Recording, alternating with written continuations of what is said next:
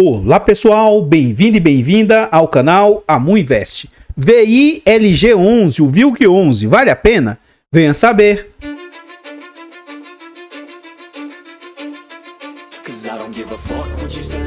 Então pessoal, este é um fundo imobiliário de tijolo, ele é um fundo imobiliário de galpão logístico.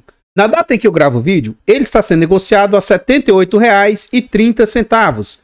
Ele entregou de dividendo nos últimos 12 meses 9,47%. É um fundo que está sendo negociado a um PVP de 0,69, ou seja, é um fundo que está com muito desconto, 31% de desconto. É um fundo que negocia com altíssima liquidez, uma média de 1.700.000 por dia, e ele vem de uma variação negativa de menos 13% nos últimos 12 meses. No quesito de cotação, o que a gente observa? Esse é um fundo que lá nos idos de 2019, ele estava sendo negociado bem acima do que ele valia à época, por volta de R$ 130, chegando até a R$ 150 mais ou menos. Veio a situação pandêmica em março de 2020 e as suas cotas caíram para algo na casa de R$ 90. Entre aspas, rapidamente o fundo se recupera e volta a orbitar patamares ali de 120, 130 reais, isso até o final de 2011. Já para o ano de 2021, inicia-se a queda da cotação do fundo, saindo desse patamar de mais ou menos 130 para algo na casa de R$ 90, lá mais ou menos no início de 2022. Durante o ano de 2022, o fundo fica mais ou menos a R$ 100. Durante o período das eleições, vários fundos de tijolos esboçaram uma recuperação. Então esse fundo chegou ali a mais ou menos 110, 115 reais de cotação, mas passadas as eleições ele entra no novo ciclo de queda. Dessa vez chegando ali na casa de 82, 83 reais. Já na virada desse ano de 2023, durante o ano de 2023, o fundo entrou no novo ciclo de alta, rompendo os 100 reais, voltando novamente na casa de 110, 115 reais novamente, mas desde mais ou menos agosto do ano passado para cá, o fundo entrou novamente numa queda e atualmente ele vem no menor valor, aparentemente uma mínima histórica do fundo. Eu não vejo como sendo algo exclusivo desse fundo, o mercado em geral está com quedas, né? Mas esse fundo está sofrendo mais porque, na minha opinião, o mercado quer que o dividendo do fundo seja algo atrativo, né? Comparando com os pares, e eu acho que derrubou as cotações desse fundo mais do que os outros fundos aí comparáveis. Continuando no site, a gente vê algumas informações a respeito do fundo, tais quais o nome do fundo, o CNPJ. A gente vê que é um fundo para investidor em geral, mandato renda, ele é de setor logístico, fundo de tijolo, prazo indeterminado e gestão ativa. Em relação à taxa, vou deixar para ver lá dentro do relatório gerencial e vacância também vamos deixar para ver lá dentro do relatório gerencial. É um fundo que atualmente está ali com 156 mil cotistas e lá dentro do relatório gerencial vocês vão ver se esse número vem crescendo ou caindo. Esse fundo conta atualmente com quase 15 milhões de cotas emitidas, ele vale R$ 113, então é um fundo de base 100 que minimamente teve uma apreciação aí desde que ele veio ao mercado. Para mim não é uma apreciação adequada, né? Mas não adianta você querer que fundos de tijolos ele tem uma valorização acompanhando a inflação, porque fundos de tijolos são ciclos, né? No momento em que a nossa economia melhorar, a valorização do patrimônio tende a ser um pouco melhor, mas ainda assim um fundo de base 100 hoje vale pelo menos R$ 113.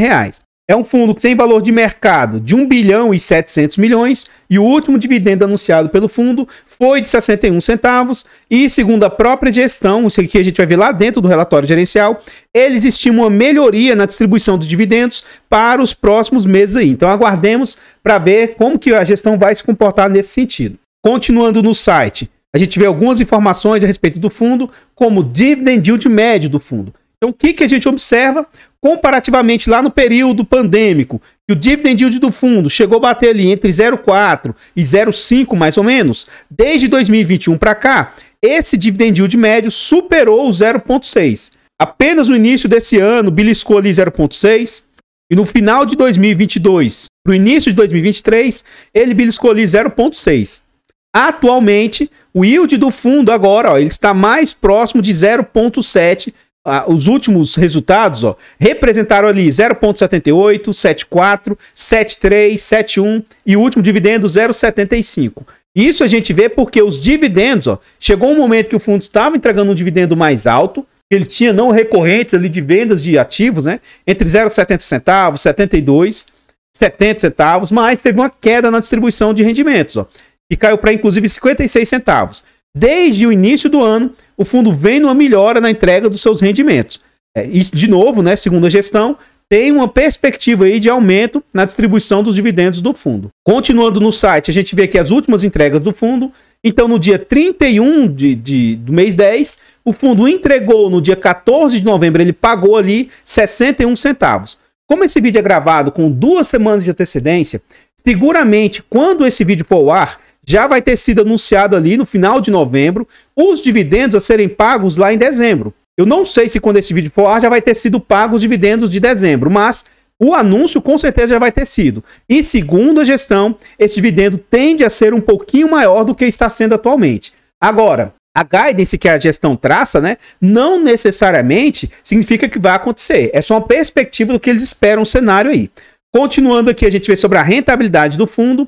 Lá no site, no relatório gerencial, eu vou deixar para comentar baseado lá, porque eu prefiro confiar mais na rentabilidade que a gestão traz, tá bom? Mas a gente vê aqui que o fundo vem sofrendo bastante, principalmente em relação a essas quedas que o fundo está atualmente, né?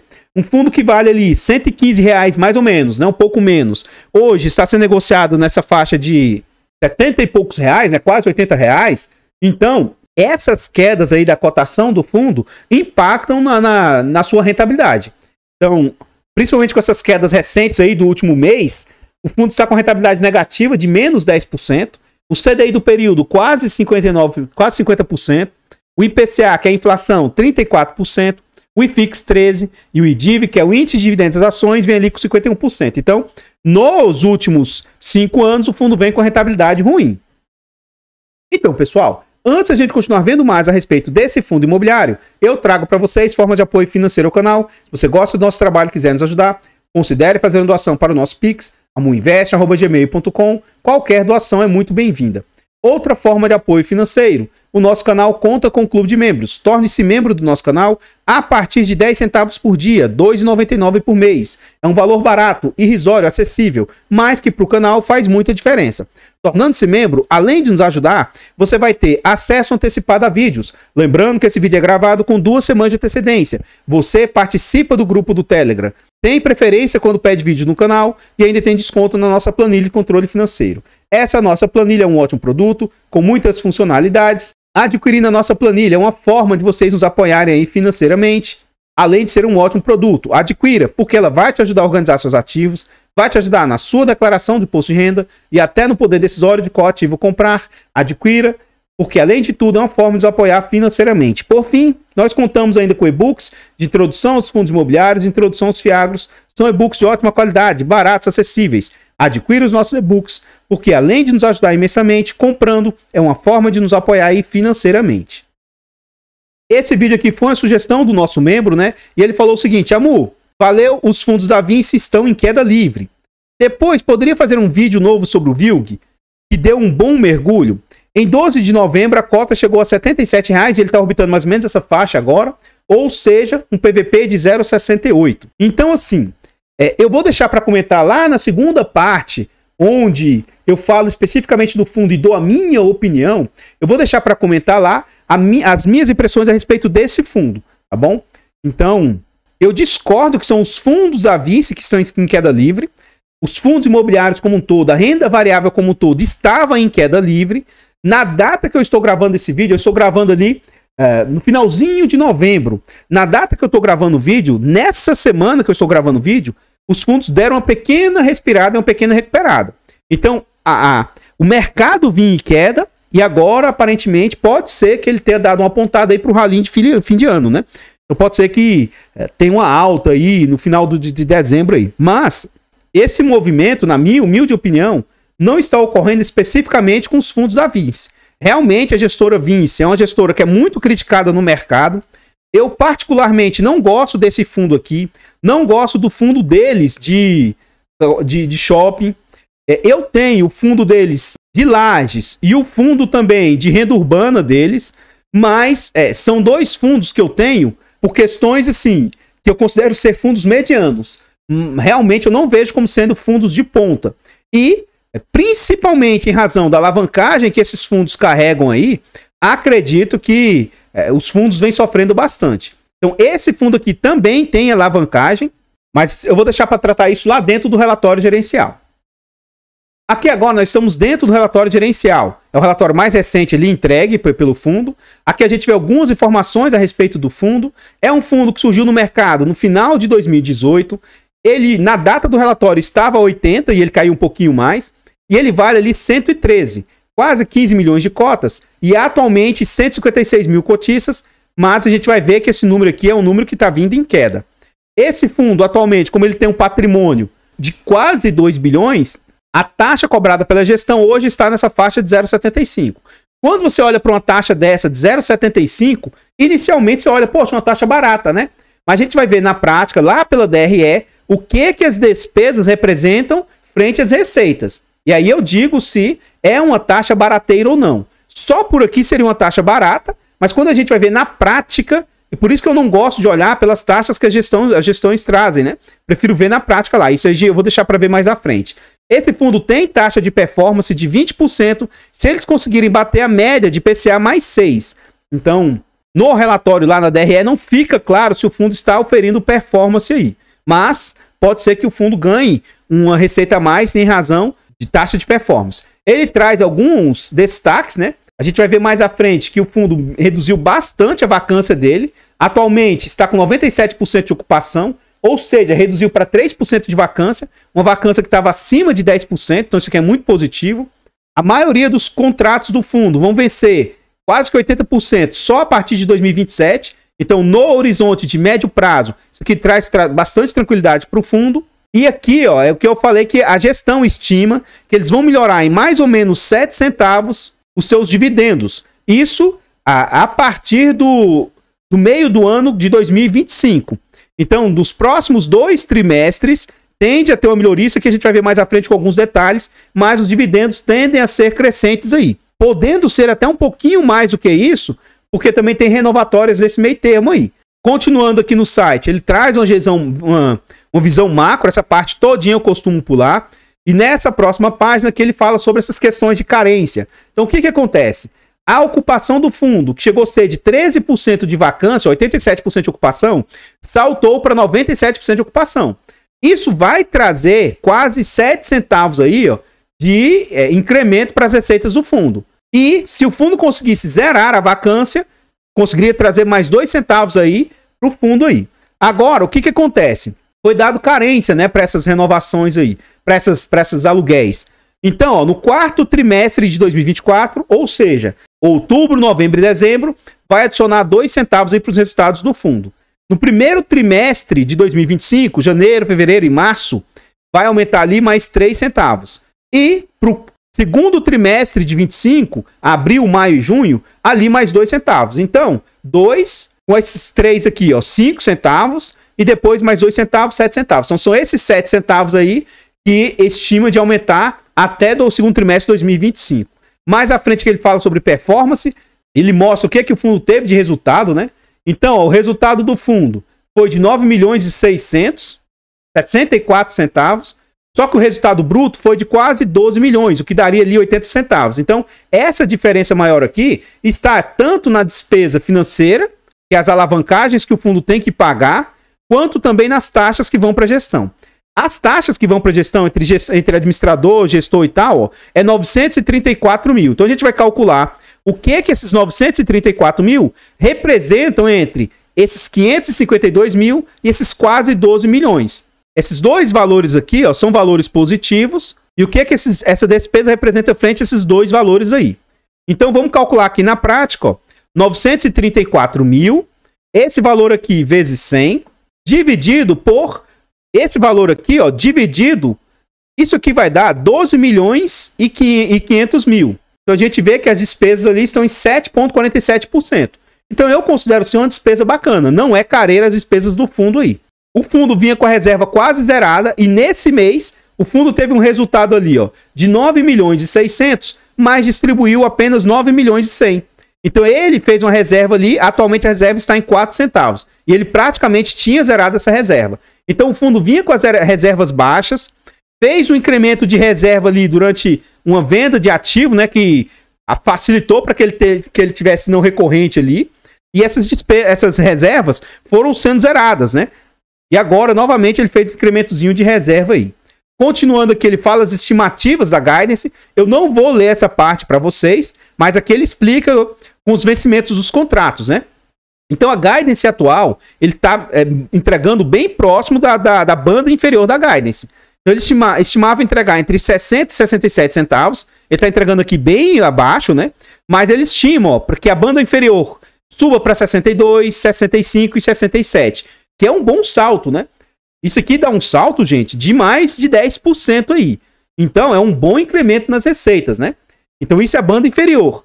Sendo que a banda superior pode chegar ali, ó, entre 72 centavos. Então, o fundo tende a melhorar os dividendos. Agora, comparativamente com outros fundos que eu vejo no mercado, eu acho o dividendo do fundo um dividendo baixo comparável aos seus pares. Por isso que eu vejo esse fundo aqui com a cotação muito mais descontada do que outros pares.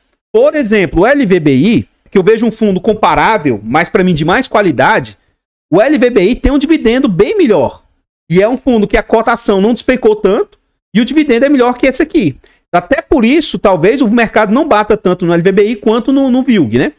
Continuando aqui, ele traz a rentabilidade, essa parte eu costumo pular, mas eu queria mostrar essa aqui, ó, que é um comparativo mais longevo, né? Quando você investe em ativos de renda variável, se você olhar no horizonte de curto prazo, assim, desculpa, mas é besteira. Então, justamente pela renda ser variável, olha os momentos antes da pandemia. Antes da pandemia, esse fundo chegou a ter um resultado ali, ó, de 80% de rentabilidade, porque a cota foi lá nas alturas. E o que é essa rentabilidade aqui? Ó? É tanto a valorização da cota mais os dividendos. Então, durante, assim, 80% do tempo de existência do fundo, ele superou com folga os outros indicadores. Só que aí, com essas quedas que a cotação vem tendo, e aí não é só desse fundo, é o mercado que vem sofrendo, o CDI, como ele é sempre para cima, quando foi lá em fevereiro de 2023, é quando houve a inversão. Aí esse fundo começou a ter uma rentabilidade pior, porque a cotação veio despencando e o CDI continua sendo só subindo, né? Então, de lá para cá, desde que o fundo existe, o CDI está com a rentabilidade mais ou menos ali de 40%, 50%. O IFIX, que é o que esse fundo deve seguir, não o CDI. O IFIX também nessa faixa de 44%. E agora o fundo vem com a rentabilidade de 25%. Se a gente olhar somente para agora, o fundo está mal? Tá. Mas eu não vejo esse fundo com situações gravíssimas ao ponto de que ele não, em algum momento, ele não inverta e volte novamente a ter uma rentabilidade. Com certeza superando o IFIX e com certeza superando a renda fixa e o CDI. Então eu vejo isso com certa tranquilidade e clareza. Quando? Aí eu não sei dizer. Pode ser que demore mais 1 ano, 2 anos, 5 anos, não sei. Mas, no longo prazo, a renda variável de bons fundos conseguem superar, sim, a renda fixa. E nem é comparável isso, né? E outra coisa, fundos imobiliários você investe pela renda. Por mais que tenha ocorrido esse movimento aqui de queda da cotação, o fundo seguiu entregando renda. Você investe em imóveis para aluguel durante um período. Pode ser que você consiga que seu imóvel fique vago, mas com o passar do tempo, a tendência é que você vá sempre alugando. Com o passar do tempo, você consiga reajustar os aluguéis. Com o passar do tempo, o imóvel passa a valer mais, mas é normal que haja vacâncias no meio do caminho.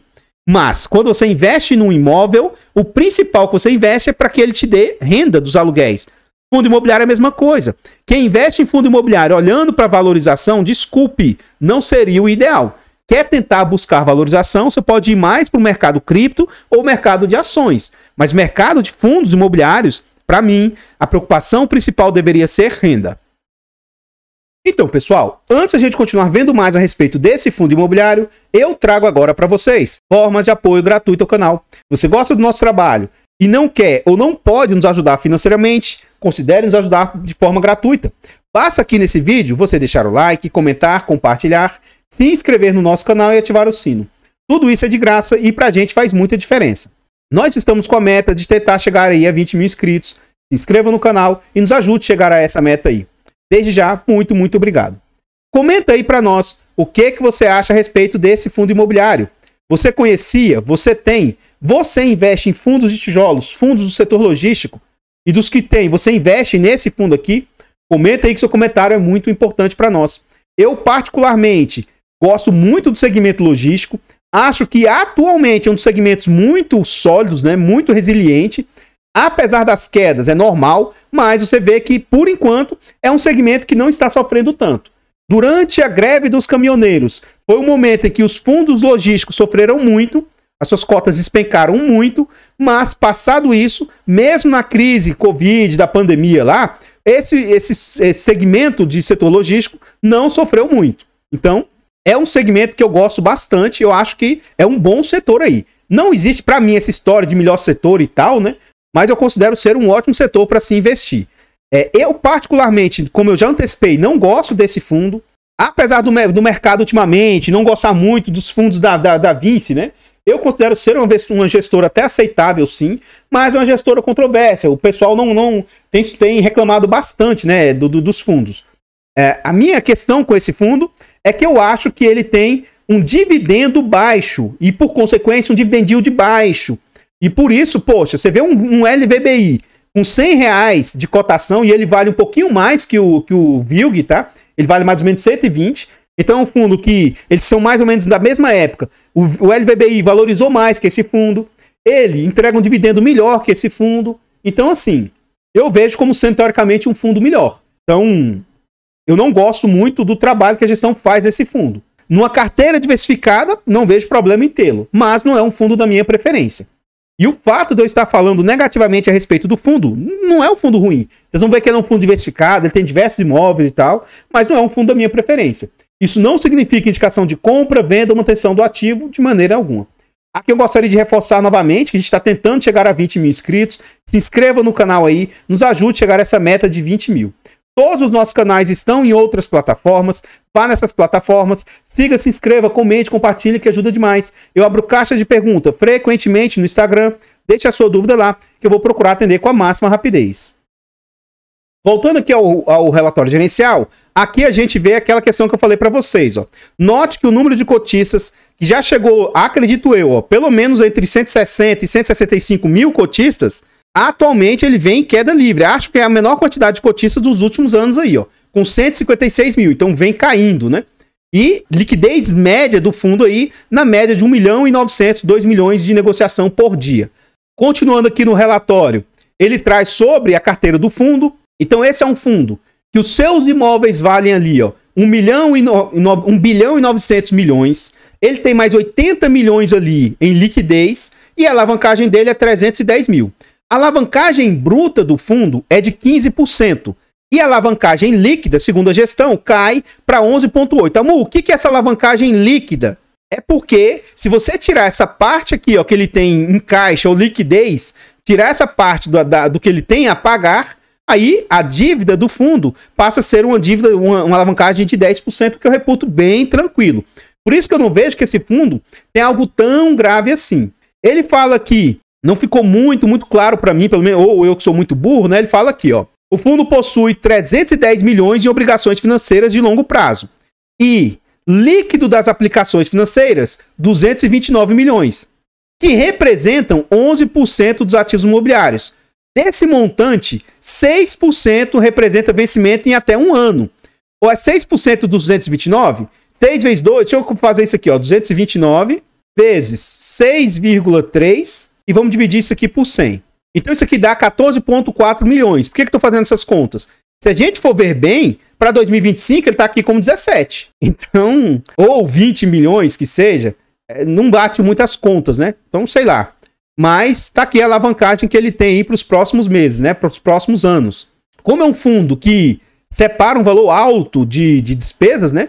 E ele tem caixa e tal, então esse caixa eu vejo com tranquilidade para ele conseguir pagando esses valores aí. Se ele precisar amortizar o saldo devedor, porque note, o saldo principal vem subindo, ó, com o passar do tempo, né?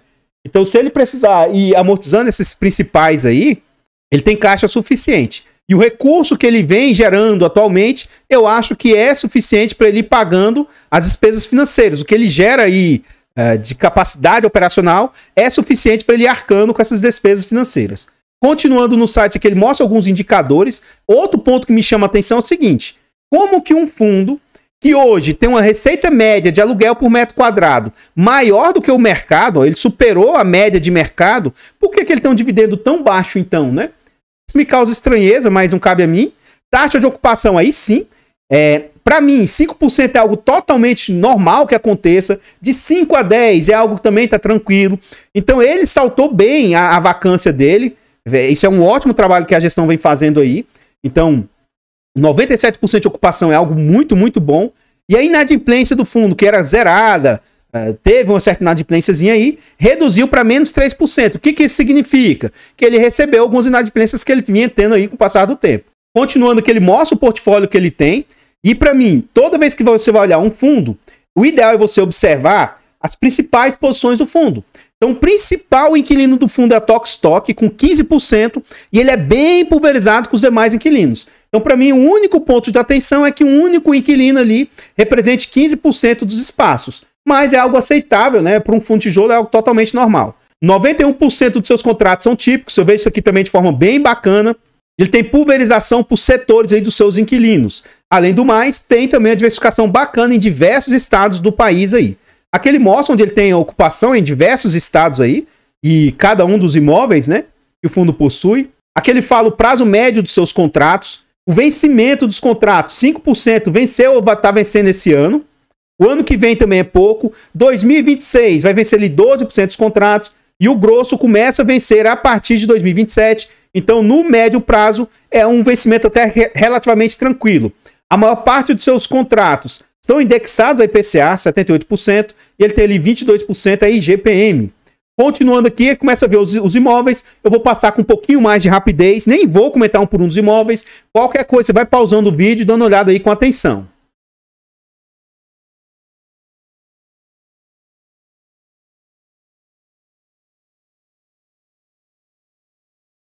Tem imóveis que, na minha opinião, alguns demonstram ter qualidade, né?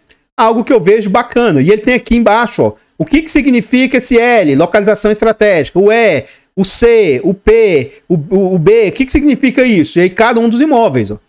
Então você, qualquer coisa, vai pausando, dando uma olhada com mais atenção, né? Com mais tranquilidade. Então tem imóveis que são bem estratégicos, outros não.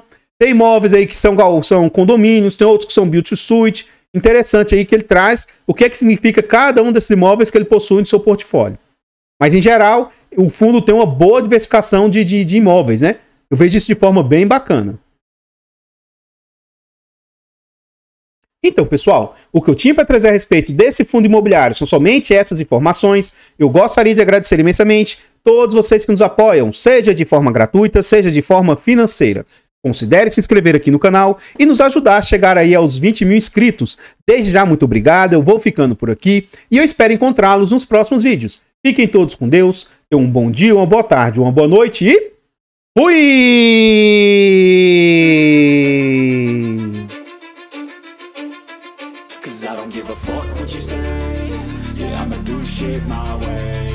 So you can go kick rocks, I'ma stack bricks up, build what I want to make.